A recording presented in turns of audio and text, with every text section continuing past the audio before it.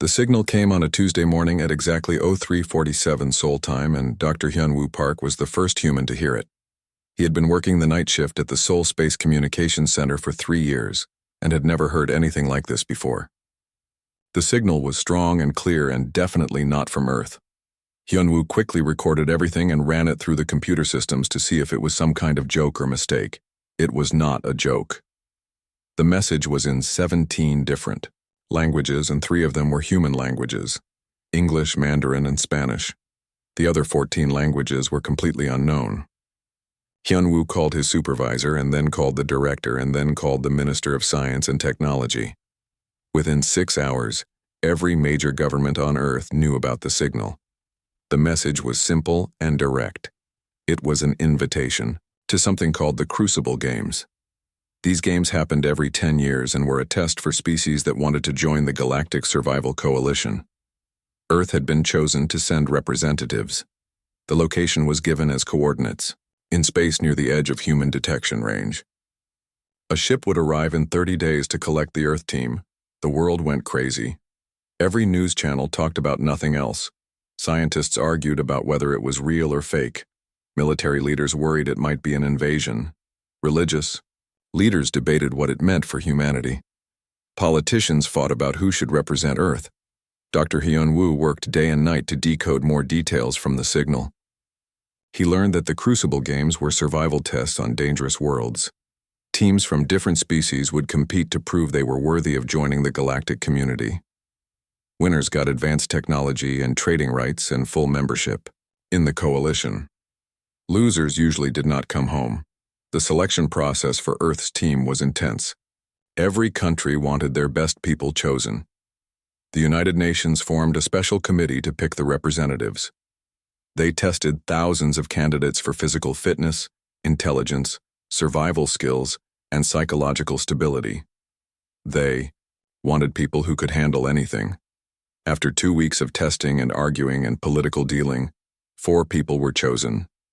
Jina Kim was a former Special Forces soldier from South Korea who had survived in every type of environment on Earth. She could fight, hunt, build shelters, and find food anywhere. She was tough and smart and never gave up. Taemin Lee was a brilliant engineer who could fix or build almost anything. He had 3 university degrees and had invented 12 different devices that were now used around the world. More importantly, he could make useful tools from junk and broken parts. He saw solutions where others saw problems. So Young Choi was a medical doctor and biochemist who specialized in extreme environments. She had worked in Antarctica, the Sahara Desert, and the deep ocean. She knew how to keep people alive in impossible conditions. She also understood how to make medicines from plants and chemicals found in nature. Dong Hyun Nam was a strategic analyst who worked for the Korean military. He could look at any situation and quickly understand the best way to handle it. He spoke 6 languages, had studied dozens of cultures, and could predict what people would do before they did it. He was chosen to be the team leader. Dr. Hyun-woo was also selected as the linguistics expert and cultural advisor. His job was to help the team communicate with aliens and understand how the games worked. He spent every day studying the alien signal and trying to learn more about what they would face. The alien ship arrived exactly on schedule. It was huge and silver and made no sound as it descended from space. It landed in a field outside Seoul and a ramp opened in the side. 3 aliens walked out and they looked nothing like humans. They were tall and thin with 4 arms and skin that changed colors. They wore simple white clothes and carried no visible weapons. The lead alien spoke perfect English with a strange musical accent. He said his name was something that sounded like clicking and whistling, but told the humans to call him Guide Nem. He explained that he would take the Earth team to the staging area for the games. The trip would take 3 days in their ship. Guide Nem was polite but seemed bored by the humans. He answered their questions with short, simple responses. Yes, many species participated in the games. No, he could not tell them what the tests would be. Yes, some teams did not survive, but that was the nature of survival testing. No, Earth could not send backup teams or observers. The human team boarded. The alien ship with supplies and equipment chosen by Earth's best experts. They had survival gear, tools, weapons, food, medicine, and communication devices. Everything was designed to work in unknown environments with unknown threats. The inside of the alien ship was strange and beautiful. The walls seemed to be made of flowing liquid metal that showed images of stars and planets. The gravity was slightly lighter than Earth normal. The air smelled like flowers and rain. Guide Nem showed them to their quarters, which were comfortable but had no windows. During the 3-day journey, Guide Nem explained more about the Crucible games. They happened on different worlds each time, always places that were dangerous to most forms of life. The tests were designed to find species that could survive and thrive in difficult conditions.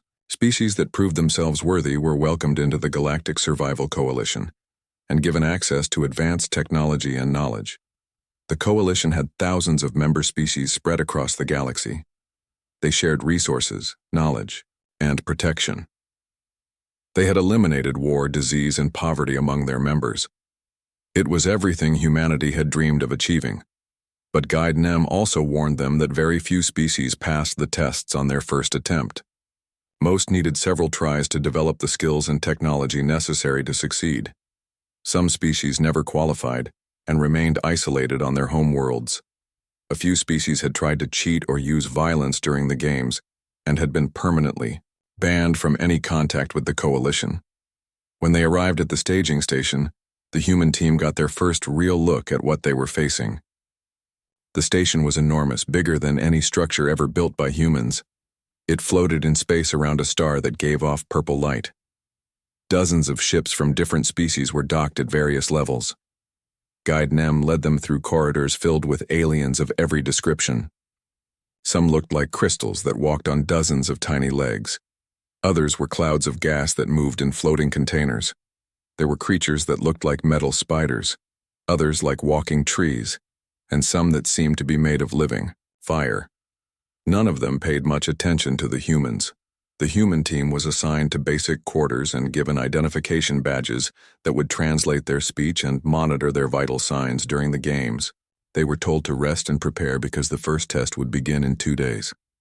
That evening, the teams were brought together for an orientation ceremony.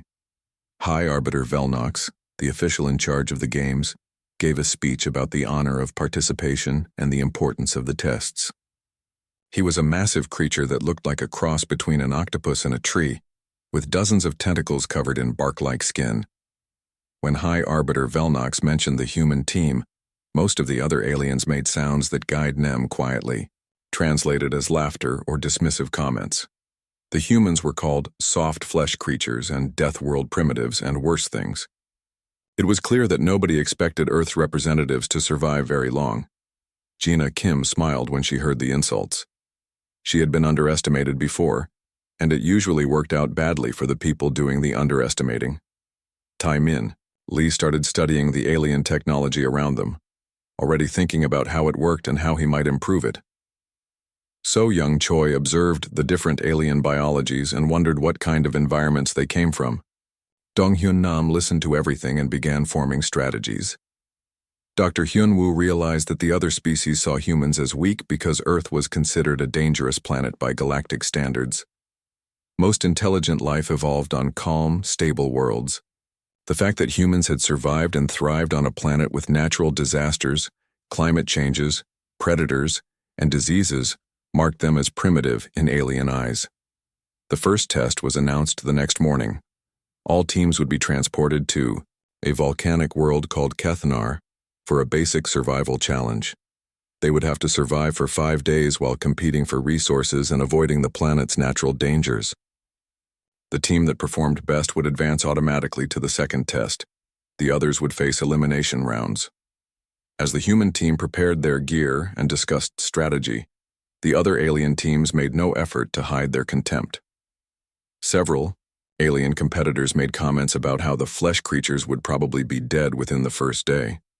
Others wondered why the coalition had even bothered to invite such an obviously inferior species.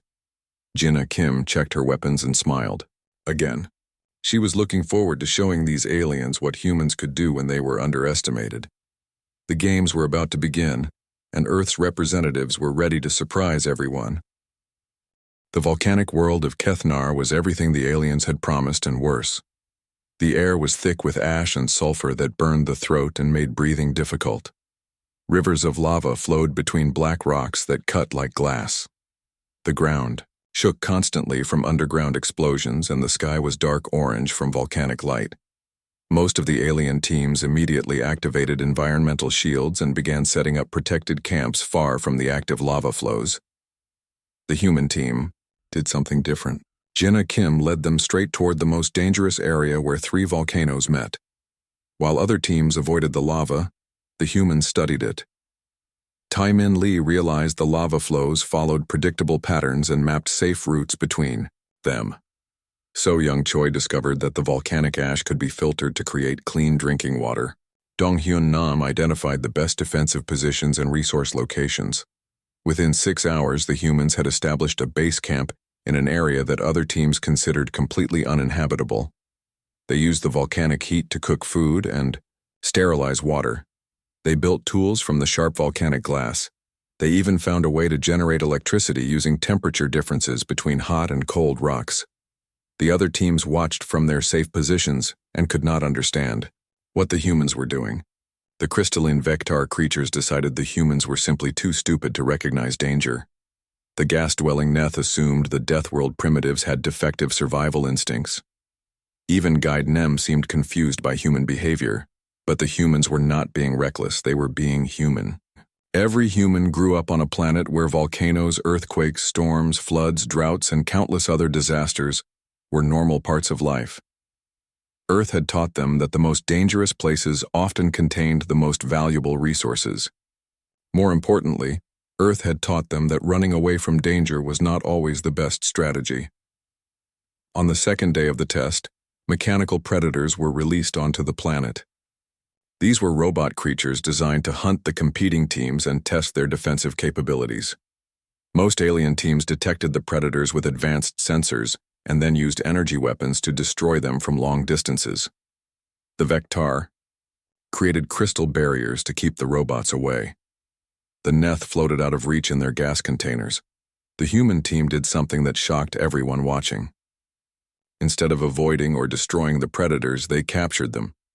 Jinna Kim used traps and hunting techniques to disable the robots without damaging them too badly. Tai-Min Lee then studied their design and programming to understand how they worked. Within hours, he had figured out how to reprogram them.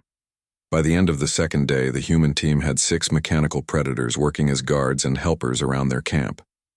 The robots gathered resources, carried equipment, and patrolled the mire perimeter. What had been intended as a threat had become a useful tool. High Arbiter Velnox called an emergency meeting of the game supervisors. The Vectar representative complained that humans were violating the spirit of the survival test by turning predators into servants. The Neth delegate argued that such behavior showed dangerous disrespect for proper defensive protocols. Several other species demanded that the human team be disqualified for unsportsmanlike conduct. Dr. Hyun-woo was brought in to explain human behavior to the alien officials.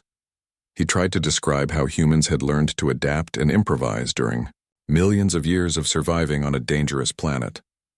He explained that humans naturally looked for ways to turn problems into solutions and enemies into allies. The aliens listened politely but seemed unable to understand why any intelligent species would choose such inefficient survival methods. The third day brought acid rain that dissolved most protective equipment and shelters. The alien teams huddled under energy shields that rapidly drained their power supplies. Several teams were forced to evacuate to safer areas far from the resource zones. The Quailox hive mind creatures lost 3 members when their bio-armor failed. The human team thrived. In the acid rain, So Young Choi had prepared natural protective compounds from volcanic minerals and plant materials they found in sheltered areas. The humans covered themselves and their equipment with these mixtures and continued working normally.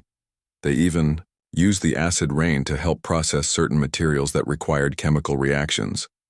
More disturbing to the watching aliens was how much the humans seemed to be enjoying themselves. They told stories around their lava-heated fires and sang songs while working. They played games with pieces of volcanic glass and competed to see who could build the best tools. They treated the survival test like some kind of recreational activity.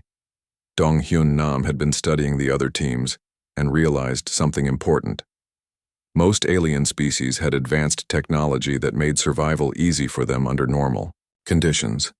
But when that technology failed or was not available, they seemed helpless. They had become dependent on their tools and forgotten how to adapt without them. Humans had never been able to rely completely on technology because Earth kept finding new ways to break or destroy whatever they built. Every human learned basics, skills for surviving with minimal equipment. More importantly, they learned to stay calm and think creatively when everything went wrong. On the fourth day, the test took an unexpected turn. A massive volcanic eruption created new lava flows that cut off access to the main resource areas. Most teams found themselves trapped in safe zones with dwindling supplies. The game supervisors announced that teams could either wait for evacuation or attempt to cross the dangerous terrain to reach new resource sites. 6 alien teams chose evacuation and were automatically eliminated from the games. 4 teams attempted to cross the lava fields using advanced flying vehicles and energy shields. 2 of those teams succeeded, but their equipment was heavily damaged. 1 team lost all their supplies when their transport crashed. The Quilox team lost 2 more members to lava burns. The human team crossed the lava fields on foot. They had studied the patterns for 3 days and knew exactly when and where it was safe to move. They carried their captured mechanical predators in pieces and reassembled them on the other side. They arrived at the new resource area ahead of everyone else and immediately began establishing another base camp. By the end of the 4th day, the human team had not only survived everything the planet could throw at them, but had actually improved their situation. They had more resources, better equipment, and stronger defenses than when they started. They had also mapped the entire region and identified dozens of useful materials in strategic positions. The alien teams were exhausted, low on supplies, and struggling with damaged equipment. Many had used up most of their emergency reserves, just staying alive. Several team members had been injured or killed despite their advanced protective gear. The humans appeared to be better fed, better rested, and in better health than anyone else. The final day was supposed to be a simple extraction where teams would be picked up and evaluated based on their performance. Instead, it became a crisis. The volcanic activity had increased so much that the normal extraction zones were no longer safe. Teams had to reach alternate pickup points through terrain that was actively exploding. Most alien teams needed rescue by emergency shuttles that could barely operate in the extreme conditions. The Vectar crystals had to be carried because their hard surfaces could not grip the unstable ground. The Neth required special atmospheric containers that kept failing in the heat and ash. Even the teams that had performed well during the earlier days struggled to reach safety. The human team not only reached the extraction point safely but arrived with extra supplies and 2 injured aliens they had rescued along the way. They had also brought detailed maps of safe routes and volcanic activity patterns that they freely shared with the other teams. Guide Nem was waiting at the extraction point with a very confused expression on his face. He had observed hundreds of survival tests and had never seen anything like what the humans had accomplished. They had not just survived in an environment that had defeated most other teams. They had thrived in it and had actually seemed to enjoy the challenge. The scoring results were announced during the flight back to the staging station. The human team had achieved the highest survival rating ever recorded in the volcanic world test. They had also received bonus points for innovation, resource management, and assistance to other teams. Several alien competitors formally complained that the scoring system was obviously broken. High Arbiter Velnox reviewed the test recordings and censored data multiple times. The humans had indeed followed all the rules and had not used any prohibited equipment or techniques. Everything they had done was technically legal under the game regulations, but their methods were so different from standard survival protocols that many officials questioned whether they should be allowed to continue. The Zeph Confederation filed an official protest, claiming that human behavior violated the spirit of civilized survival testing. The collective minds of Wreath argued that such aggressive adaptation represented a threat to galactic stability. Several species demanded that new rules be created to prevent future teams from using similar tactics. Dr. Hyunwoo attended the hearings and tried to explain that humans were not being aggressive or disrespectful. The frozen world of Nethys was everything the name suggested and much worse. Temperatures dropped to levels that would freeze most atmospheres solid, and winds screamed across ice plains that stretched beyond the horizon. The new test location was a massive space station that had been built into a glacier and then abandoned for centuries. Teams would have to navigate through its twisted corridors while avoiding both environmental hazards and hostile artificial intelligence systems that still guarded the facility. The alien teams received their standardized equipment packages with obvious relief. Energy weapons that could cut through the thickest ice, environmental suits rated for the most extreme conditions, and defensive shields that could stop almost any attack. The technology was impressive even by galactic standards and should have made the test much easier for everyone. The human team examined their equipment with professional interest, but did not seem as excited as the other competitors. Gina Kim tested the energy weapons and found them powerful but clumsy compared to tools she was used to.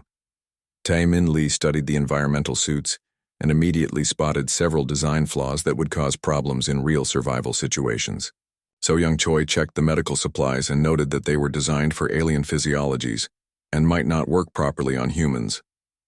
Guide-nem explained the test rules with unusual emphasis on the new restrictions. Teams were required to use only provided equipment and could not modify or combine items in unauthorized ways. Captured enemy technology was strictly forbidden and would result in immediate disqualification. The goal was to reach the center of the station and retrieve a data core while demonstrating proper survival protocols. Most alien teams estimated the test would take between 40 and 60 hours to complete safely. The station was enormous and filled with complex security systems that required careful navigation. The proper approach was to move slowly and methodically while using advanced sensors to detect and avoid threats. The human team finished the test in 6 hours and 17 minutes. They accomplished this by doing everything the alien officials hoped the new rules would prevent. Instead of carefully navigating around obstacles, they created new routes by breaking through walls with their energy weapons. Instead of avoiding the hostile AI systems, they disabled the main computer cores and reprogrammed the security robots to provide assistance and information. Instead of treating the station as a dangerous maze to be carefully explored, they treated it as a broken machine that needed to be fixed and optimized. Tae-min Lee had studied the station schematics during the equipment briefing and realized the facility was built using modular construction principles similar to some Earth designs. He identified the main power distribution nodes and rerouted energy to sections that had been dark for centuries. This not only provided better lighting and heating, but also activated maintenance systems that cleared blocked passages and repaired damaged areas. So Young Choi discovered that the hostile AI systems were not actually hostile, but were following outdated security protocols from when the station was active. She found the central command protocols and updated the AI programming to recognize the current situation. The security systems then began helping teams instead of hindering them by providing directions, warnings about dangerous areas, and even basic repairs to damaged equipment. Gina Kim used her energy weapons not as intended for long-range combat, but as precision tools for cutting through barriers and creating tactical advantages. She also realized that the station's security robots were designed to respond to specific threat profiles that did not include human combat techniques. She disabled entire squads of robots using methods they were not programmed to counter. Dong-Hyun Nam coordinated everything, while simultaneously mapping the entire station and analyzing its original purpose. He discovered that the facility had been a research center focused on developing adaptive technologies for extreme environments. The data core they were supposed to retrieve contained centuries of advanced scientific research that would be valuable to any species. When the human team emerged from the station after 6 hours, they were carrying not just the required data core, but also complete schematics of the facility, samples of advanced materials, and detailed technical manuals for equipment that most galactic species had never seen before. They had also left the station in better condition than when they found it, with power restored to most sections and security systems updated and functioning properly. The alien officials who were monitoring the test could not believe what they were seeing. The sensor readings showed that the humans had somehow activated systems that had been dormant for centuries and had gained access to restricted areas that were supposed to be impossible to reach. More disturbing was the fact that they had done all of this without technically violating any of the test rules. High Arbiter Velnox called an immediate emergency session with the senior game officials. The humans had not just completed the test. Faster than any team in recorded history, they had fundamentally changed the nature of the challenge. Instead of surviving a hostile environment, they had conquered it and made it work for them. The Hegemony Prime Representative Counselor Thexra demanded immediate human disqualification on the grounds that their methods were barbaric and showed complete disregard for proper survival techniques.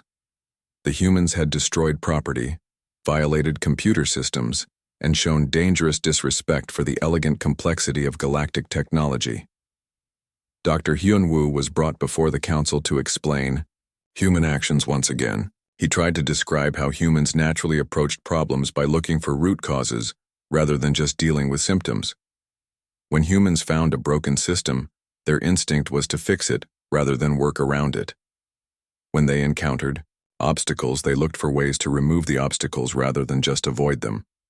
The alien officials listened with growing alarm. What Dr. Hyun-woo was describing sounded like a species that refused to accept limitations or respect established boundaries.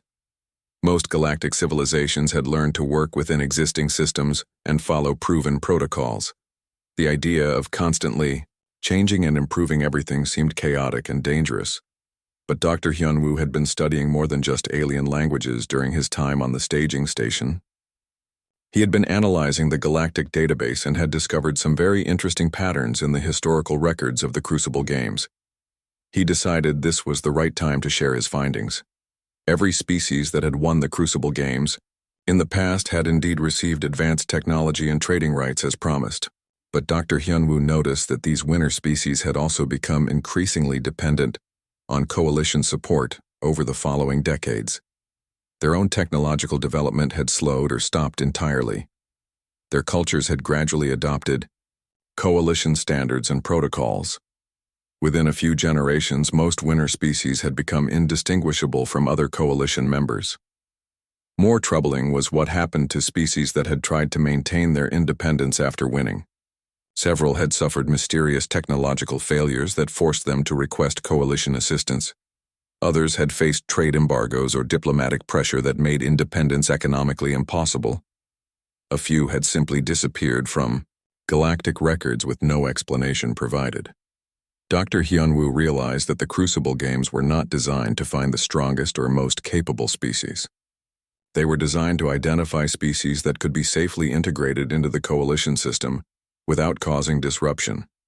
The tests were specifically created to reward dependence on advanced technology and discourage independent problem-solving. Humans represented everything the coalition feared. They were a species that thrived on challenges and saw problems as opportunities. They refused to accept that anything was impossible and constantly looked for ways to improve existing systems. Most dangerous of all, they seemed to naturally teach other species to think the same way. During the Frozen Station test, human behavior had influenced several other teams. The Vector crystals had started using their energy weapons as tools instead of just weapons after watching human techniques. The Neth gas dwellers had begun exploring areas they previously considered too dangerous. Even the proud Quilox hive mind had started questioning why they always followed the same predictable patterns. The emergency council session lasted for hours as alien officials debated what to do about the human problem. Some argued for immediate disqualification and expulsion from the games.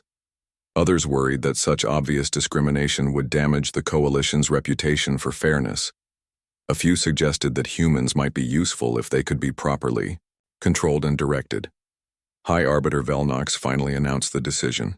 The human team would be allowed to continue to the next test, but new monitoring systems would be installed to ensure they followed proper protocols. Additional restrictions would be implemented to prevent further disruption of established procedures. Any future violations of the spirit of civilized competition would result in immediate termination of Earth's participation. The fourth test was announced with even more elaborate rules and restrictions. The dead world of Keranos had once been a thriving industrial planet with billions of inhabitants and hundreds of cities. Now, it was a monument to what happened when civilizations pushed their luck too far with dangerous technologies. The atmosphere was a mixture of toxic gases that would kill most species in minutes. The soil was contaminated with radioactive metals and caustic chemicals that dissolved organic matter on contact. Even the underground water supplies had been poisoned by centuries of industrial waste. The transport ships carrying the competing teams approached the planet with extreme caution. Radiation levels were so high that even the ship's advanced shielding showed stress warnings. The alien teams checked and rechecked their life support systems and emergency supplies. Most estimated they would need to carefully ration everything to survive the mandatory 10 rotations on the surface. The human team looked out at the dead world with professional interest rather than fear. Jinna Kim noted that the planet still had a stable magnetic field and reasonable gravity. Tae-min Lee observed that the industrial ruins would contain useful materials and equipment once they figured out how to safely access them. So-young Choi studied the atmospheric readings and began planning filtration and purification systems. Dong-hyun Nam analyzed the terrain maps and identified the best locations for establishing base camps. Dr. Hyun-woo realized that the alien officials had made their biggest mistake yet. They thought they were sending the teams to a world with nothing useful, but humans had learned long ago that there was no such thing as useless materials, only materials that people did not know how to use properly. The landing zones were carefully selected areas where radiation levels were lowest, and atmospheric toxicity was theoretically manageable with provided life support equipment. Each team received identical survival packages containing air filtration units, water purification systems, food supplies for 12 rotations, basic tools, and emergency shelter materials. The equipment was designed to last exactly long enough for the test period with no margin for error. Most alien teams immediately established defensive camps in the safest possible locations and began carefully rationing their supplies. The Vector crystals created energy barriers to isolate themselves from the toxic environment. The Nethgas dwellers sealed themselves in their atmospheric containers and minimized all activity to reduce resource consumption. The Quilok's hive mind calculated precise schedules for every action to maximize efficiency. The human team did something that shocked every observer. They went exploring. Within hours of landing, Jinna Kim had scouted a radius of several kilometers around their landing zone and identified dozens of interesting features. Abandoned factories contained machinery that could be salvaged and repurposed. Chemical storage tanks held materials that could be processed into useful compounds. Even the contaminated soil contained valuable metals and minerals that could be extracted with the right techniques. Tae-min Lee examined the ruins of the industrial civilization and realized that the inhabitants had been surprisingly similar to humans in their approach to technology. Their machines were built to be repaired and modified rather than simply replaced. Their factories were designed with modular components that could be reconfigured for different purposes. Most importantly, their safety systems had been built to contain disasters rather than prevent them, which meant the infrastructure was still largely intact despite centuries of abandonment. So-young Choi discovered that the toxic atmosphere was not uniformly dangerous. Different areas had different contamination profiles, and some locations were significantly safer than others.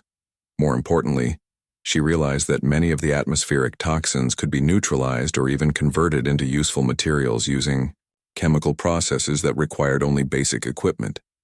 Dong-hyun Nam coordinated all of these discoveries and began developing a comprehensive plan for not just surviving on the dead world, but actually thriving there. Instead of hiding from the toxic environment, the humans would clean it up and make it work for them. By the end of the first rotation, the human team had established a base camp that was more comfortable than most alien starships. They had restored power to sections of an abandoned factory and used the machinery to build improved air filtration and water purification systems. They had identified food sources by cultivating edible bacteria in controlled contamination zones. They had even begun basic industrial processes to create tools and materials that were superior to their provided supplies. The other teams watched these developments with growing alarm. Several alien competitors tried to copy human techniques, but failed spectacularly. The Vectar crystals could not safely interact with the toxic materials that humans handled routinely. The Neth gas dwellers lacked the manipulator appendages necessary for complex mechanical work. The Quiloc's hive mind was too rigid in their thinking to adapt to unexpected situations. More disturbing to the alien observers was how much the humans seemed to be enjoying themselves. They treated the dead world like an interesting puzzle to be solved rather than a deadly threat to be survived. They told stories while working on dangerous chemical processes and sang songs while building equipment, from radioactive scrap metal. They even organized competitions to see who could design the most efficient decontamination procedures. On the third rotation, something unprecedented happened. Other teams began asking the humans for help. The proud Vectar crystals swallowed their dignity and requested assistance when their water purification system failed. So Young Choi not only repaired their equipment, but showed them how to build backup systems using materials available on the planet. The Neth gas dwellers begged for shelter-building advice when their atmospheric containers began leaking. Tae-min Lee designed protective structures that were better than their original equipment. Even the Quiloc's hive mind, who had always considered cooperation with other species to be a sign of weakness, started working with the humans when they realized that human techniques could solve problems that their advanced technology could not handle. Dr. Hyun-woo observed these interactions with growing understanding of why the coalition officials were so concerned about human influence. Humans did not just solve their own problems. They taught other species how to solve problems for themselves. This was exactly the opposite of what the coalition system was designed to encourage. The emergency communications between the dead world and the staging station became increasingly frantic as alien officials realized what was happening. The humans were not just surviving in an environment that should have been completely hostile to life. They were transforming it into a place where other species wanted to live and work. High Arbiter Velnox called another emergency session, and this time, the discussions were not about test rules or scoring procedures. Admiral Kesseran of the Coalition Defense Force attended via secure communication link and made it clear that the human problem had escalated beyond a simple matter of game administration. The Coalition had maintained galactic peace and stability for thousands of years by ensuring that member species remained dependent on centralized systems and standardized technologies. Independent problem-solving and technological innovation were carefully controlled and directed to prevent disruption of established order. Humans represented a fundamental threat to this system because they could not be controlled, and they taught others to be equally uncontrollable. Admiral Kesseran recommended immediate termination of all human participants using the test world's environmental hazards as cover. It would be reported as a tragic accident caused by equipment failure, and Earth would be quietly informed that they were not yet ready for galactic contact. The Coalition had used similar solutions before when dealing with potentially disruptive species. High Arbiter Velnox was reluctant to authorize what amounted to murder, but the pressure from higher levels of government was intense. The human team had already influenced several other species to question established protocols and procedures. If they were allowed to continue, their ideas might spread throughout the galaxy and threaten the stability that the Coalition had worked so hard to maintain. The decision was made to activate the dead world's hidden security systems. Originally designed to contain industrial accidents, these systems could create artificial disasters that would appear completely natural. Massive storms could be generated using atmospheric manipulation equipment. Radiation levels could be increased by activating buried waste disposal sites. Chemical contamination could be spread by rupturing underground storage tanks. The plan was to gradually escalate the environmental threats until all teams were forced to request emergency evacuation.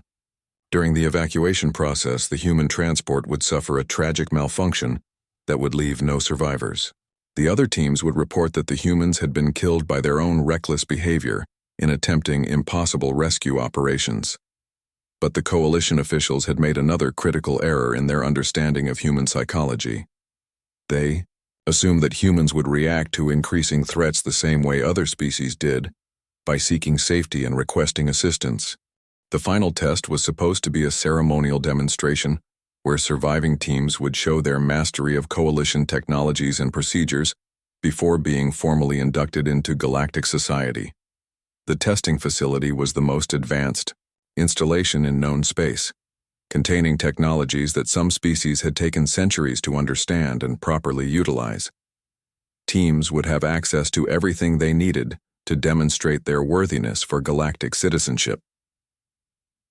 The human team arrived carrying equipment they had built themselves during the previous tests. Taemin Lee had constructed a portable fusion reactor, using principles he had discovered while studying the dead world's abandoned power systems.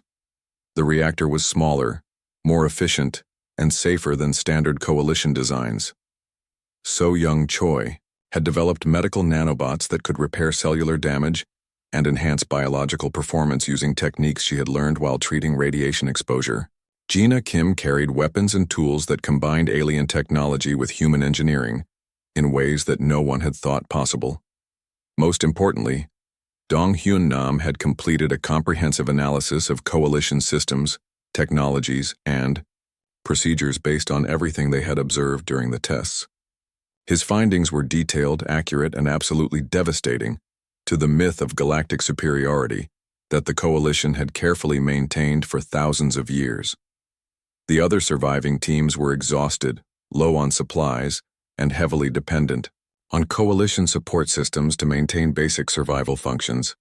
They looked at their provided advanced technologies with relief and gratitude, exactly as the test designers had intended. The contrast with the human team could not have been more obvious. High Arbiter Velnox had planned to use the final test as an opportunity to demonstrate human limitations and justify their exclusion from galactic society. Instead, he found himself facing a team that had not only mastered every challenge, but had improved upon every system they had encountered.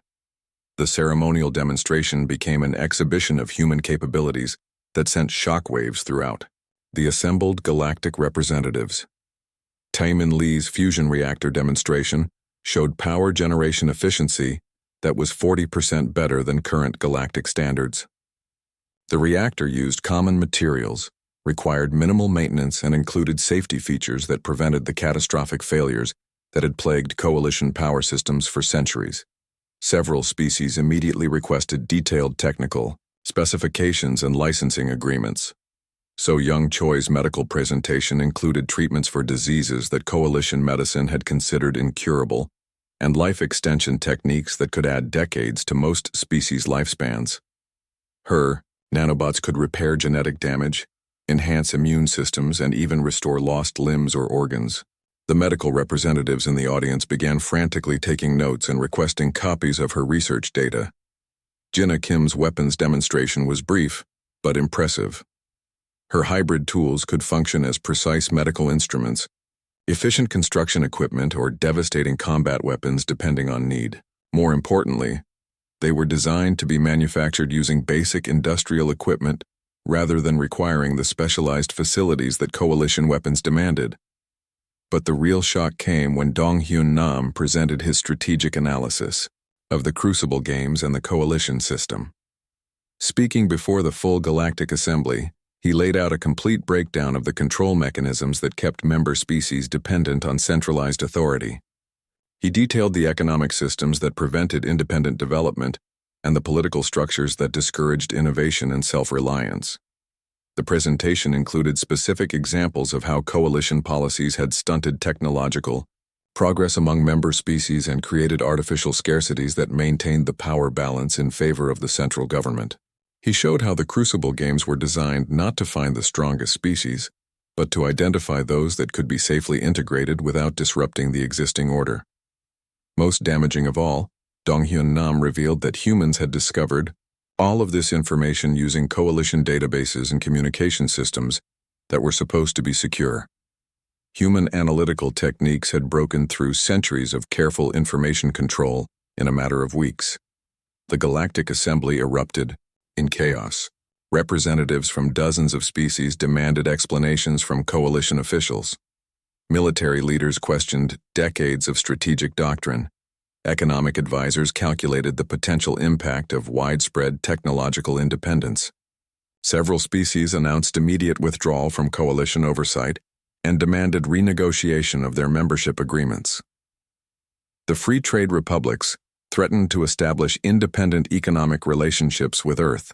The Mineral Consortium of Vectos offered exclusive mining rights in exchange for human engineering assistance.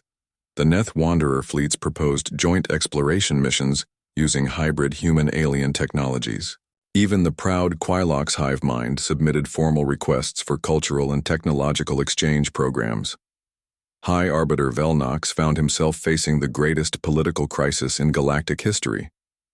The careful balance of power that had maintained peace and stability for thousands of years was collapsing, as species after species began questioning their dependence on coalition systems. The humans had not just won the Crucible Games, they had exposed the games as a fraud designed to perpetuate galactic inequality. Emergency sessions were called at the highest levels of coalition government. Admiral Kesseran recommended immediate military action to prevent the spread of human influence. But several member species had already begun implementing human-designed technologies and procedures. Open warfare against humans would mean warfare against a significant portion of the galactic community. The Economic Council calculated that unrestricted human technological development could destabilize trade relationships that had existed for millennia. Independent manufacturing capabilities would eliminate the scarcity economics that kept most species dependent on coalition distribution networks. Widespread adoption of human efficiency improvements could crash entire sectors of the galactic economy. The Political Stability Committee warned that human concepts of individual initiative and independent problem-solving were spreading like a contagion among species that had been peaceful and compliant for centuries. Several worlds had already reported increases in unauthorized technological experimentation and requests for reduced coalition oversight. But the most disturbing reports came from the Cultural Analysis Division. Humans did not just solve problems and create technologies. They taught other species that problems were opportunities and that existing limitations were challenges to be overcome, rather than facts to be accepted. This philosophical shift threatened the fundamental assumptions that galactic civilization was built upon. The final decision came from the highest levels of coalition authority. Humanity would be banned from all future Crucible Games and denied galactic citizenship indefinitely. The official reason given was that human survival techniques posed an unacceptable safety risk to other participants and violated the spirit of civilized competition. The real reason, communicated through classified channels to senior coalition officials, was much simpler. Humans could not be controlled, and they taught others to be equally uncontrollable. They represented an existential threat to the stability and order that the coalition had worked so hard to establish and maintain. High Arbiter Velnox delivered the official announcement with obvious reluctance. The human team was banned from all coalition activities, and Earth was classified as a restricted contact zone. Humans were advised to spend the next century or two developing more appropriate survival techniques and social structures before reapplying for galactic citizenship. The announcement was accompanied by substantial offers of advanced technology and scientific knowledge that would be provided to Earth in exchange for human agreement to remain isolated and avoid spreading their dangerous ideas to other species. The bribes were generous enough to advance human civilization by thousands of years if accepted. Dr. Hyunwoo translated the offer for his team, and they discussed it quietly among themselves. The technology being offered would solve most of Earth's problems and give humanity access to the stars decades ahead of their natural development schedule. All they had to do was agree to keep their survival techniques and problem-solving methods to themselves. Jinna Kim spoke for the team when she politely declined the offer. Humans had not survived millions of years on a dangerous planet by accepting limitations imposed by others. They had succeeded by sharing knowledge, teaching skills, and helping each other overcome challenges that seemed impossible. They would not change that philosophy for any amount of advanced technology. The human team was escorted back to Earth with stern warnings about the consequences of unauthorized contact with galactic civilization. They were also quietly monitored by coalition intelligence services who wanted to ensure that Earth remained isolated and contained. But the damage had already been done. Within 6 months of the humans' return to Earth, secret communications began arriving from species across the galaxy. The mineral consortium of Vectos wanted to trade rare elements for human engineering techniques.